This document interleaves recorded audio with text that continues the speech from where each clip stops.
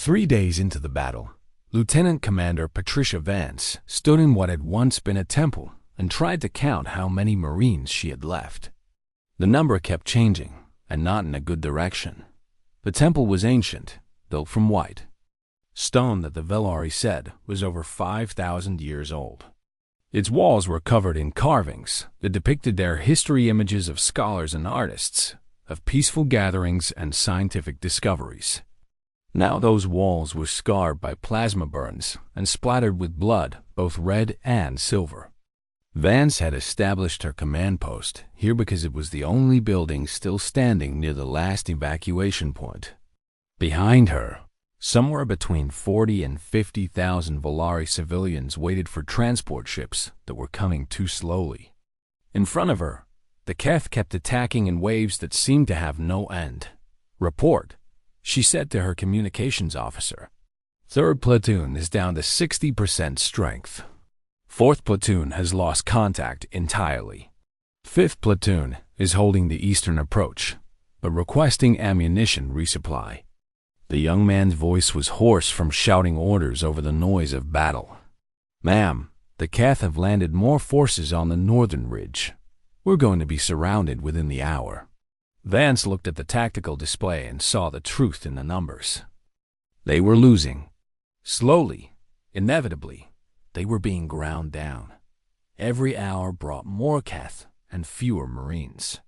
The evacuation ships could not work fast enough, and soon there would be no one left to protect the civilians. "Tell all units to fall back to secondary positions," she ordered. "We're consolidating the perimeter. Ma'am, if we pull back, we lose the medical station. If we don't pull back, we lose everything." Vance turned away from the display. "Do it." The Marines retreated in good order, covering each other as they moved.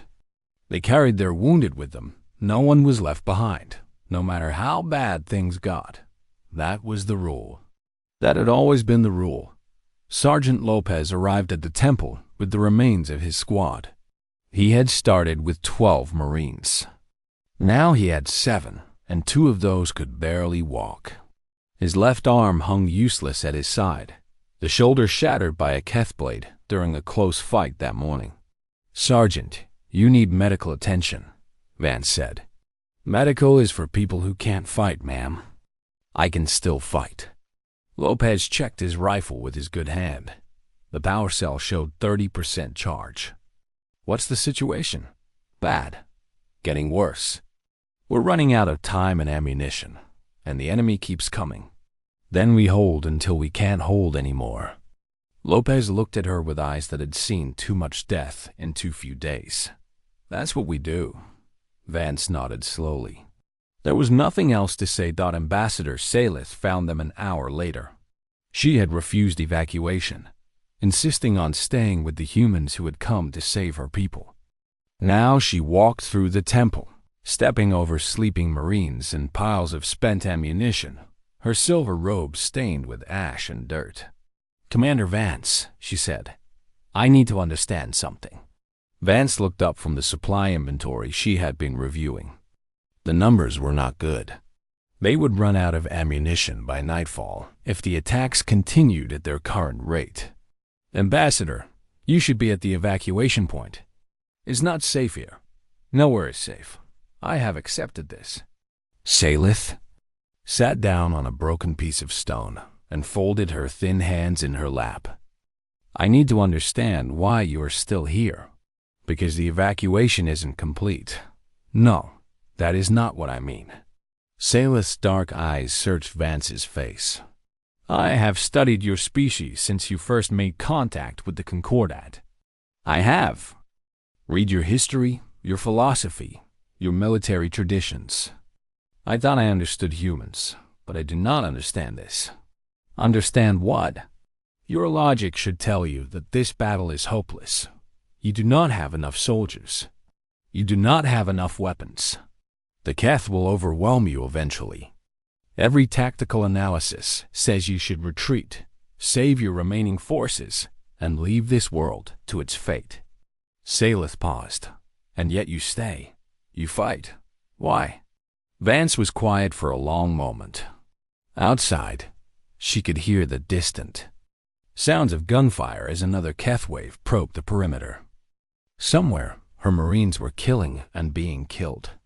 "Because you asked for help," she finally said. "Because there are civilians behind us who will die if we leave. Because giving up isn't something we know how to do, but you will die." "Maybe. Probably." Vance shrugged. "That's not really the point." "Then, what is the point?" "The point is that we're here. The point is that when you called for help, someone answered. The point is that those children you see being loaded onto transport ships right now will grow up knowing that when the darkness came, someone stood between them and the monsters." Vance stood and walked to the temple entrance, looking out at the smoke-filled sky. "My grandmother used to tell me that the measure of a person isn't what they do when it's easy. It's what they do when it's hard. When it costs something. When it might cost everything." Salith was silent. She had no response to this. Her people had spent 3,000 years building a civilization based on logic and reason and the avoidance of conflict. They had believed that intelligence meant moving beyond violence, that progress meant leaving the darkness behind. They had never considered that sometimes the darkness comes for you whether you want it or not. And when it does, you need someone willing to stand in its way. A young Marine walked past them, heading toward the perimeter. He was barely more than a boy with a face that should have been worrying about school and friends and the normal concerns of youth. Instead, he carried a rifle and wore armor scarred by combat. His name, Salith would later learn, was Tyler Brooks. He stopped and looked back at them. "Ma'am," he said to Vance, "they're coming again. Big wave this time. Get to your position, Private." "Yes, ma'am." He paused, then added quietly, "Ura." It was a word Salith did not understand, a human word that seemed to mean something important. Brooks walked to the barricade, checked his rifle, and waited for the enemy to arrive. Around him, other Marines did the same. Some were wounded, some were exhausted. All of them were afraid. None of them ran. Salith watched them and felt something change inside her. She had thought her people were civilized because they had abandoned violence. Now she wondered if perhaps there was another kind of civilization, one that did not avoid the darkness but faced it head-on, that protected the weak not because it was logical, but because it was right. The Keth came screaming out of the smoke, and the Marines opened fire. The line held. The Valari had not known war for 3,000 years. Their homeworld, Thiessen Prime, was a place of crystal towers and floating gardens. Their bodies were thin and delicate, with silver skin that shimmered in the light of their twin suns. They had evolved to think, to create, to dream. Violence was something they read about in ancient history books. Ambassador. Salith stood on the balcony of the Grand Council chamber and watched the sky burn. She was 200 years old, considered young by her people's standards, and she had spent her entire life believing that civilization meant safety. The Galactic Concordat, that great alliance of peaceful species, had promised protection to all its members, but the Concordat had no soldiers. The Concordat had no weapons. The Concordat had only words and treaties, and the belief that all intelligent species would eventually choose peace over war. The Keth did not choose peace. They came from the dark spaces between stars, a swarm of insectoid creatures that moved from world to world like locusts across a field. They did not negotiate. They did not demand surrender. They simply arrived, consumed everything of value, and moved on. 100 worlds had fallen to them over the past century. The Concordat had sent diplomats to each one. The diplomats never returned.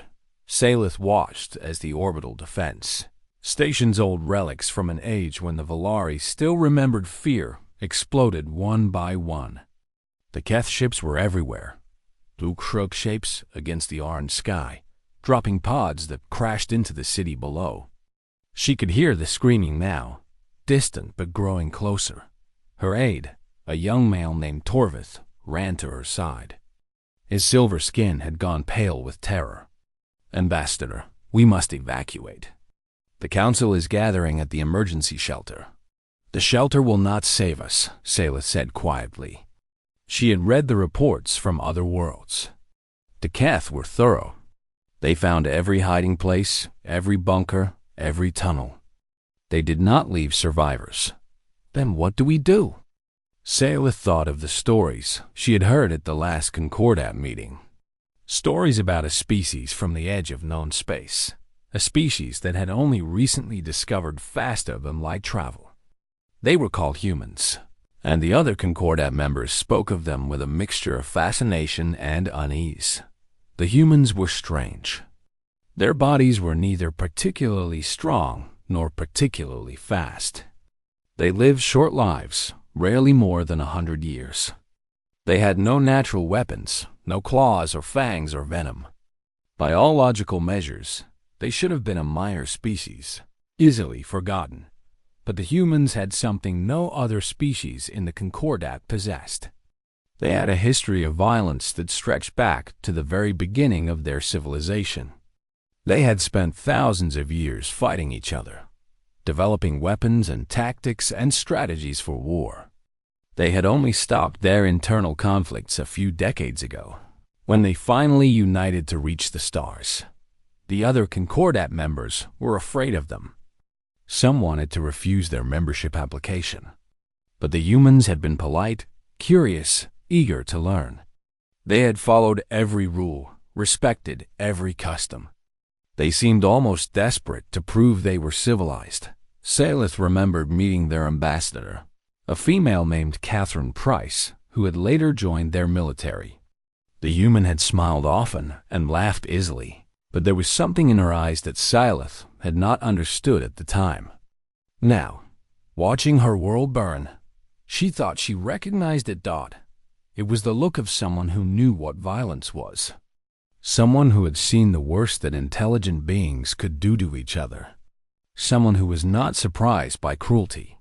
"The humans," Saleth said. "We must contact the humans." Torvith stared at her. "Ambassador, the Concordat has not authorized any military intervention. The humans have no mandate to." "The Concordat is not here," Saleth interrupted. "The Concordat is sending messages of concern and expressions of solidarity. The Concordat will hold a memorial service for our species in 6 months.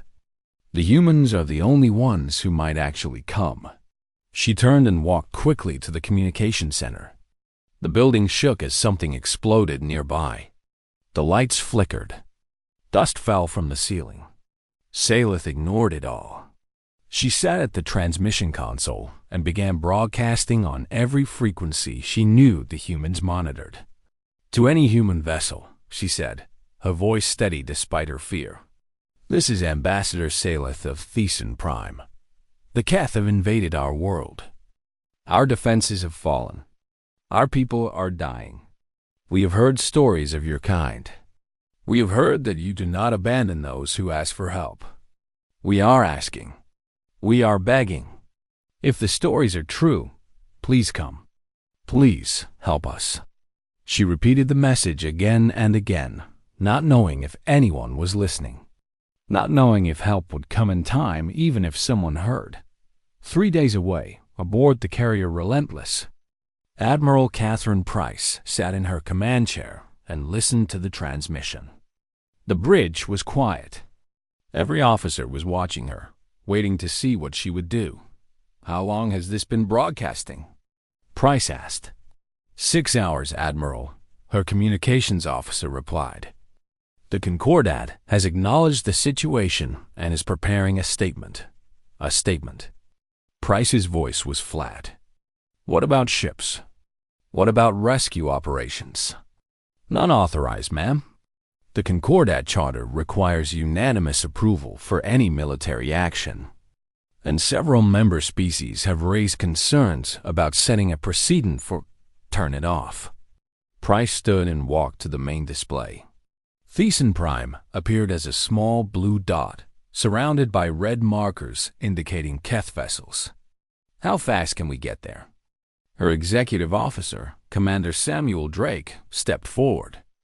3 days at maximum burn. But Admiral, we have no authorization. The Concordat hasn't approved any intervention. If we go, we'll be acting without legal standing. I didn't ask about legal standing. I asked about speed.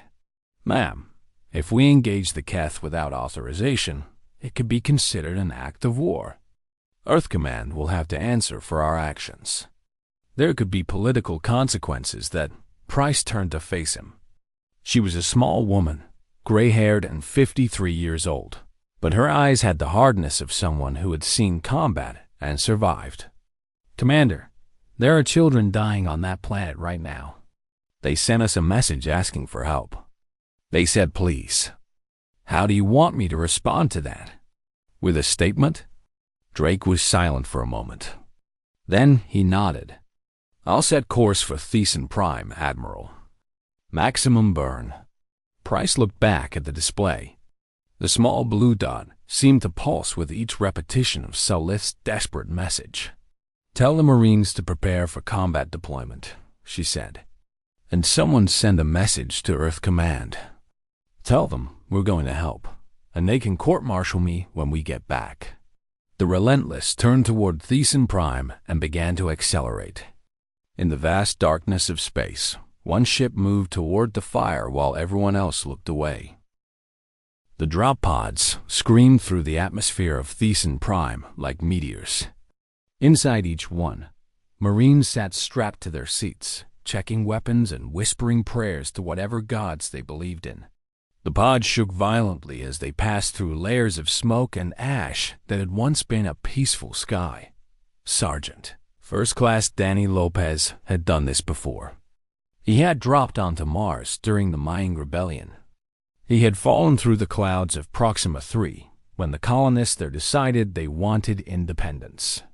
He was 34 years old and had spent half his life learning how to kill things and not get killed in return. But this was different. This was not a human conflict. This was something alien, something unknown. The briefings had told them about the Keth 8 feet tall, armored in natural chitin, arms that ended in blades sharp enough to cut through steel. The briefings had told them that no species had ever successfully fought the Keth and survived. Lopez checked his rifle one more time and tried not to think about that dot the pod hit. The ground hard enough to rattle his teeth.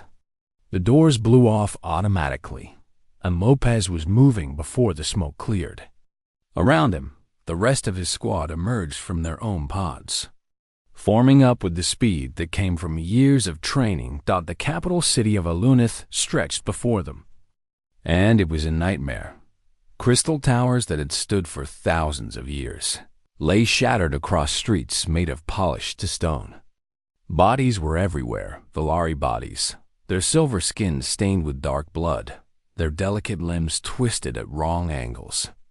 The air smelled like burning and death and something else, something chemical that Lopez could not identify. And moving through the ruins were the Keth. They were worse than the briefings had described.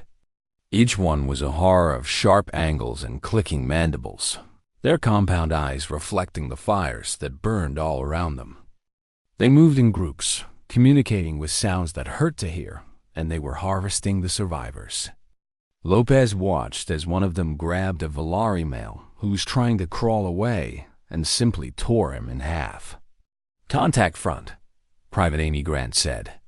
Her voice was steady, but Lopez could see her hands shaking. She was 19 years old, and this was her first real combat deployment. "Hold fire until my mark," Lopez said quietly. He counted the enemies ahead. 8 Keth, maybe more in the buildings. His squad had 12 Marines. The math was not good, but the math had never been good. That was not why they were here. "Mark," Lopez said, and the street erupted in plasma fire. The first Keth fell before it even knew they were there. The second turned toward them and took 3 rounds to its center mass, cracking its armor and dropping it to the ground. The third charged directly at them, moving faster than anything that Sci should be able to move. Corporal Kevin Shaw stepped forward and met it with a controlled burst that took off one of its blade arms. The creature screamed, a high, terrible sound, and kept coming. Shaw fired again. And again. Finally, the thing collapsed at his feet, still twitching. "They don't know when to quit," Shaw said, breathing hard. "Neither do we," Lopez replied. "Move up. Fire teams by twos." "Grant, you're on point." They pushed forward through the ruined streets, engaging Keth wherever they found them. The aliens fought with a ferocity that was almost mechanical, never retreating, never surrendering. But they also fought without tactics, without coordination. They simply attacked whatever was in front of them and expected it to die. Humans did not fight that way. Lopez directed his squad like a conductor directing an orchestra of violence. Fire Team 1 would engage and hold attention while Fire Team 2 flanked. They used buildings for cover, created crossfires, fell back when necessary, and advanced when possible. It was messy and brutal and exhausting, but it worked. They found their first survivors in a collapsed building near what had once been a school. A group of Velari children were huddled in a basement, protected by a single adult female who stood before them with nothing but a piece of broken glass in her hand. She was shaking so badly she could barely stand, but she did not move from that doorway. Shaw pushed past Lopez and knelt before her. "It's okay," he said, even though she could not understand his words. "We're here to help. You're safe now." The Velari female stared at him with huge, dark eyes. She looked at his armor, his weapons, the blood that spattered his face. Then she looked at the children behind her. Slowly, carefully, she lowered the piece of glass. "Grant, call for a vac," Lopez ordered. "Shaw, you're on protection duty until transport arrives." "Sergeant, I should be on the line." "You're where I need you, Corporal." "Keep these people alive." Shaw nodded and turned back to the survivors. One of the children, a small girl with silver hair and enormous eyes, reached out and touched his hand. She said something in her own language, something he could not understand. "I've got you," Shaw told her. "I've got you." Outside, the battle continued. More Marines were landing across the city, engaging the Keth wherever they found them. The aliens had never encountered anything like this. They had conquered 100 worlds by simply overwhelming the defenders, by being faster and stronger and more numerous. They did not understand enemies who fought back. They did not understand enemies who refused to run. Lopez led his squad through 3 more blocks of ruined city, collecting survivors as they went. The Velari looked at them with expressions that were difficult to read: fear, certainly, but also something else. Something that might have been hope. A Keth warrior burst from a building directly in front of them. Grant was too slow to react. The creature's blade arm swung toward her head. Lopez moved without thinking. He threw himself forward, knocked Grant aside, and took the blow on his shoulder. His armor held, barely, but the impact sent him spinning to the ground. The Keth raised its arm for a killing strike. 3 rifles fired simultaneously. The Keth's head exploded in a spray of dark fluid. It fell, and Lopez pushed himself up with his good arm. "Thanks," Grant said shakily. "You can thank me by staying alive," Lopez replied. "Now move. We've got a lot more city to clear." Behind them, the first evacuation transports were landing. Shaw watched as the Velari children were loaded aboard, safe at last. The small girl looked back at him and pressed her hand against the window. Shaw raised his hand in return. Then he turned and went back to the war. The battle for Thiessen Prime had only just begun. Admiral Catherine Price stood on the bridge of the Relentless and watched Thiessen Prime grow larger in the main display. The planet was beautiful, from space blue oceans, green continents, wisps of white cloud. But those wisps were not clouds anymore. They were smoke from a world that was dying. "Admiral, we had a problem," Commander Drake said. He pulled up a tactical display showing the space around the planet. It was filled with red markers. "The Geth fleet has positioned itself between us and the evacuation zone. We can't get transports through without engaging them directly." "Then we engage them directly." "Ma'am, the Relentless is a carrier. We're not designed for direct fleet combat. Their ships outnumber us 8 to 1. "I'm aware of the numbers, Commander." Price studied the display, her mind working through options. The Marines on the ground were running out of time. The civilians were running out of hope. And she was running out of choices. What about atmospheric deployment? Drake stared at her. "I'm sorry, what?" "The Geth have orbital superiority. We can't fight them ship to ship, not with what we have. But they're focused on the space around the planet, not the planet itself." Price pointed at the display. "If we take the Relentless into the atmosphere, we can bypass their fleet entirely. Our weapon systems would still be operational. We could provide direct fire support to the ground forces." "Admiral, carriers are not designed for atmospheric operation. The structural stress alone could tear us apart. And if anything goes wrong, we won't be able to recover. We'll crash. I understand the risks." "With respect, ma'am, I don't think you do. You're asking us to fly a ship the size of a small city into an atmosphere it was never meant to enter, while under enemy fire, with no guarantee we'll survive the attempt." Price turned to face him. Her gray eyes were calm, almost peaceful. "Commander, there are people dying down there. Our people. Their people. Innocent civilians who did nothing wrong except ask for help. I can sit up here and watch them die, or I can do something that might save them. Those are my only options. Which one would you choose?" Drake was quiet for a long moment. Then he nodded slowly. "I'll inform the crew to prepare for atmospheric entry." "Thank you." "Commander." The Relentless turned toward the planet and began its descent. On the ground, Staff Sergeant Maria Santos was preparing to die. Her squad had been pushed back to the final barricade. Ammunition was almost gone. Half her people were wounded. The Geth were massing for what would certainly be the final assault. "Anyone got any good last words?" Corporal Lindsay Hayes asked. She was bleeding from a cut on her forehead, and her left arm was wrapped in bandages, but she still held her rifle steady. "How about I should have stayed in college?" Private Greg Palmer replied. He was trying to make a joke, but his voice shook. "You never went to college, Palmer." "Exactly." "I should have." Santos checked her rifle. 8% charge. Maybe 20 shots if she was careful. Not enough. Not nearly enough. "Listen up," she said. "When they come, we hold as long as we can. We buy time for the evacuation. Every minute counts. Every second counts. Understood?" Her squad nodded. They were scared. They were exhausted. They were ready. The Geth came. They poured out of the ruins like a wave of darkness. Hundreds of them, maybe thousands, all clicking and screaming and hungry for blood. Santos fired into the mass, watched creatures fall, fired again. Beside her, Hayes and Palmer and the others did the same.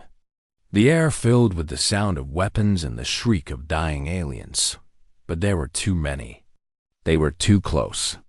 A Geth warrior reached the barricade and swung at Hayes. She ducked, came up firing, took it down.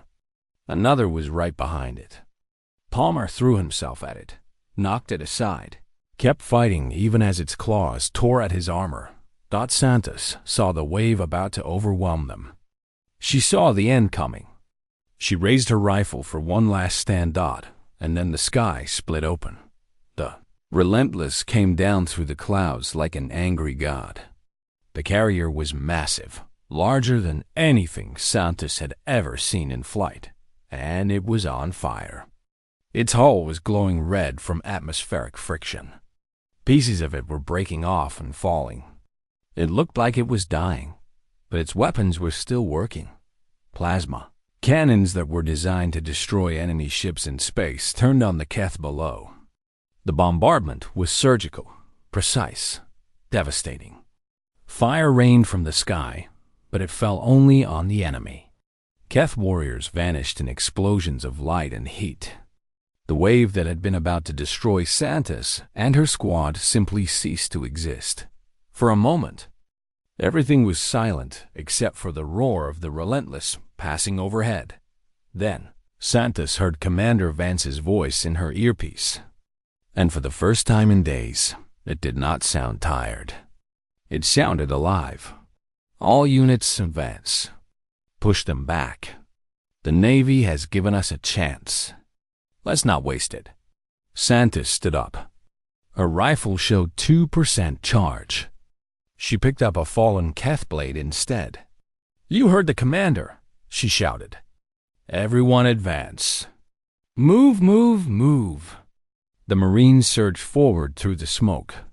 They had been on the edge of defeat, and now they were attacking. It did not make sense. It was not logical, but they did it anyway. Corporal Hayes ran beside Santis, carrying a wounded Velari elder on her back while firing her sidearm one-handed. Private Palmer, bleeding from a dozen wounds, kept pace with them. He should have been in a hospital. He should have been unconscious. He kept fighting. Master Sergeant Phil Carter led the charge on the Keth command creature. He was 53 years old, the oldest Marine in the battalion, and he moved like a man half his age. The creature was enormous, larger than any Keth they had seen, covered in extra armor and surrounded by guards. Carter did not care. He went through the guards like a storm, taking wounds that would have killed a lesser man, and reached the creature with his last grenade. The explosion took them both. The Keth swarm, suddenly without leadership, began to falter. The Marines pressed the attack, driving them back block by block. Above them, the Relentless continued its impossible flight, raining destruction on any concentration of enemy forces. By sunset, it was over. Santis stood in what had once been the central square of Alunith and watched the last Keth transport flee into the sky. The Relentless, somehow still flying, was limping toward orbit. It would need months of repairs. It might never fly again, but it had done its job. Around her, Marines were collapsing where they stood, too exhausted to move. Velari civilians were emerging from the evacuation points, looking around at the ruined city with expressions of disbelief. Some of them were crying. Some of them were laughing. Some were doing both at once. Hayes sat down heavily beside Santis. "Did we win?" Santis looked at the smoke-filled sky, the burning buildings, the bodies that lay everywhere. "We survived," she said. "That's close enough." In the distance, she could hear someone crying. Somewhere else, someone was singing. The sounds of a world that had almost died, coming back to life. The Marines had marched through the smoke, and they had won. The memorial service was held on the deck of the Relentless, 3 days after the battle ended. The carrier was still in orbit around Thesan Prime, unable to move until emergency repairs were completed. Its hull was scarred and blackened from the atmospheric descent, and entire sections had been sealed off due to structural damage. But it was still there. It had held together when it should have fallen apart, like its crew. Sergeant Danny Lopez stood at attention with the other survivors, his arm in a proper sling now that the medics had time to treat him. The deck was quiet except for the hum of the ship's life support systems, and the soft sound of someone crying. In the back rows. 247. Marines had landed on Thesan Prime. 89 were standing here today. The rest were represented by rows of flag-draped containers arranged at the front of the deck, each one containing what remained of someone who would never go home. Admiral Price stood at the podium. She had not slept in 4 days, and it showed in the shadows under her eyes and the slight tremor in her hands. But her voice was steady as she began to speak. "We are here to honor our fallen," she said. "There will be speeches and ceremonies when we return to Earth. Politicians will talk about sacrifice and duty and the meaning of heroism. Historians will analyze what happened here and argue about whether we made the right choices. But today, right now, we just remember." She paused and looked at the containers. Each one had a name stenciled on its side. Each name was a person with a family, a history, dreams that would never be fulfilled. These men and women died far from home, fighting for people they had never met, defending a world that was not their own. They did not have to be here.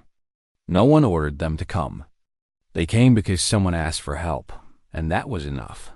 Lopez thought about the faces of the Marines he had lost. Private Chun, who was supposed to get married next year. Corporal Davis, who had talked about opening a restaurant when her service was done. Staff Sergeant O'Brien, who had 3 kids waiting for him back on Earth. They were gone now. All of them. And for what? He looked out the observation window at Thesan Prime below. The planet was still scarred by battle. You could see the smoke from orbit, the dark patches where cities had burned. But there was life down there. 80,000 Valari had survived because the Marines had given them time. 80,000 people who would go on to have children and grandchildren and great-grandchildren. An entire future that existed only because humans had answered a call for help. Maybe that was enough. Maybe that was what it meant. Price continued speaking, reading the names of the fallen one by one. After each name, the assembled Marines responded with a single word: present. It was an old tradition, a way of saying that the dead were still with them, that they would not be forgotten. Lopez said the word 89 times before his voice gave out. After the service, he found himself at the observation deck, staring at the planet below. He did not know how long he stood there before Ambassador Salith appeared beside him. The Valari diplomat moved quietly, her silver robes whispering against the deck. "Sergeant Lopez," she said, "I wanted to thank you personally." "No need, ma'am." Lopez did not look at her. "It's what we do." "Yes, that is what Commander Vance told me. That is what all of you tell me." Salith moved to stand beside him, looking out at her wounded world. "I have been thinking about what that means. It's what we do. Such simple words for such an extraordinary thing. It doesn't feel extraordinary. It just feels like the only thing we could do. The only choice that made sense. That is what makes it extraordinary." Salith turned to face him. "My people spent 3,000 years believing that civilization meant rising above violence, that progress meant leaving conflict behind. We thought we were enlightened. We thought we were advanced. And when the darkness came, we had nothing. No weapons, no warriors, no way to protect our children." She paused, her dark eyes reflecting the light of distant stars. "You came from the edge of known space, a species that had spent millennia fighting among yourselves. We thought you were primitive. We thought you were dangerous. We thought your history of violence made you less civilized than us." Her voice dropped to almost a whisper. "We were fools." Lopez finally looked at her. "We're not heroes, Ambassador. We're just people. We get scared. We make mistakes. We don't always do the right thing. But you try. You try even when it costs you everything. That is more than we ever did." Salith straightened, a formal gesture in her culture. "My people will tell this story for as long as we exist. We will tell our children about the day the darkness came and about the strangers who marched through the smoke to save us. We will remember every name on those containers. Every single one." She bowed, a deep gesture of respect, and walked away. Lopez stood alone for a while longer, watching the planet turn below. Somewhere down there, A small Valari girl was probably looking up at the sky, wondering about the strange creatures who had fallen from the stars to protect her. She would grow up in a rebuilt city, surrounded by stories of fire and courage and sacrifice, and she would remember. That was what they left behind. Not just victory, but memory. Not just survival, but meaning. The knowledge that when the universe was at its darkest, there were people willing to stand in the light and push back. Admiral Price found Lopez an hour later, still at the observation window. "Sergeant, you should get some rest." "Yes, ma'am." "I will." He did not move. "Admiral, do you think it was worth it? All those lives, for a world that isn't even ours?" Price stood beside him and considered the question. "I think that's the wrong way to look at it," she finally said. "It's not about whose world it is. It's about what kind of people we want to be. Do we want to be the species that watches others suffer and does nothing? Or do we want to be the species that answers when someone calls for help, even if it kills us? Especially then." Price put a hand on his shoulder, carefully avoiding his injured arm. "The universe is big and dark and full of things that want to hurt us. We can't save everyone. We can't win every fight. But we can try. We can always try. And sometimes, trying is enough." Lopez nodded slowly. He thought about Chun and Davis and O'Brien. He thought about the children they had saved, the futures they had protected. He thought about what it meant to be human in a galaxy that did not always understand humanity. "Ura," he said quietly. "Ora," Price agreed. They stood together in silence, watching Thiessen Prime turn below them as the Relentless began its long journey home and across the galaxy. Other species heard what had happened. They heard about the little world that had called for help and the humans who had answered. They heard about the carrier that flew through fire and the Marines who marched through smoke. They heard about the cost and the sacrifice, and the victory that should have been impossible. They heard that there was a species out there that ran toward darkness instead of away from it, and some of them, for the first time in their long histories, began to hope.